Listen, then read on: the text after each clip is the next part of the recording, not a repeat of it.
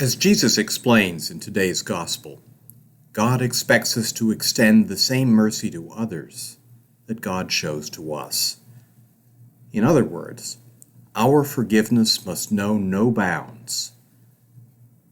That kind of mercy can seem impossible to us. When I find myself struggling to forgive someone, I seek inspiration and insight from some incredible acts of mercy that have touched my heart.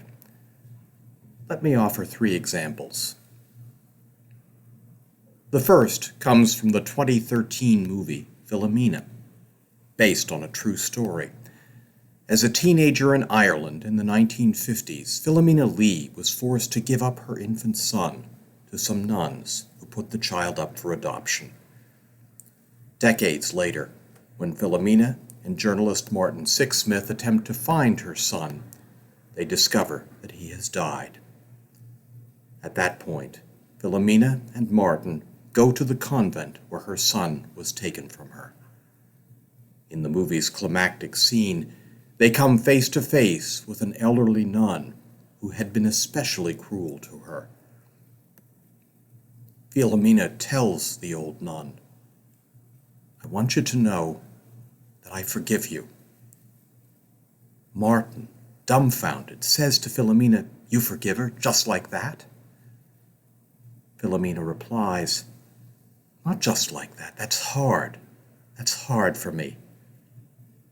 But I don't want to hate people." Philomena's act of mercy teaches a valuable lesson. Forgiving someone is hard. Not forgiving them can be even harder. It's been said that resentment is like drinking poison and waiting for the other person to die. Philomena recognized that holding on to anger and bitterness was only weighing her down. She had to let go of her anger to find true peace. Forgiveness can be liberating, not only for the person receiving mercy, but also for the one dispensing it. A second example of forgiveness took place after the 2015 mass shooting at a church in Charleston, South Carolina. 9 people were killed during a Bible study meeting. The victims were black. The shooter was white. During a court hearing just days after the shooting, several relatives of the victims publicly declared that they forgave the man who murdered their loved ones. This astonishing act of mercy was even more remarkable given the killer's insistence that he had no regrets. This incident imparts another important lesson. God calls us to forgive even those who seem incapable of remorse. In God's eyes, none of us is beyond redemption, no matter what sin we have committed.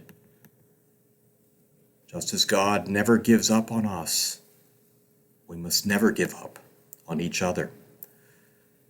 All we can do is show mercy to those who have wronged us, in the hope that God's grace will turn their hearts from hatred to love. A final example of forgiveness occurred during the memorial service for Charlie Kirk, who was assassinated last year.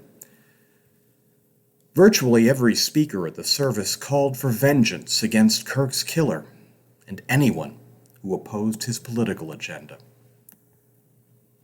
By contrast, Kirk's widow, Erica, tearfully forgave the man who killed her husband. She said she did it because it's what Christ did, because the only effective response to hate is love. The stark contrast between Erica Kirk's mercy and the other speaker's hate-filled remarks reminds us that forgiveness is countercultural. We need God's help to find the strength to forgive those who hurt us. Our society conditions us to condemn the sinner along with the sin. That's why these examples of mercy seem so extraordinary to us. But Jesus teaches us to hate the sin and love the sinner. That kind of mercy can seem impossible to us. But with God's help, nothing is impossible.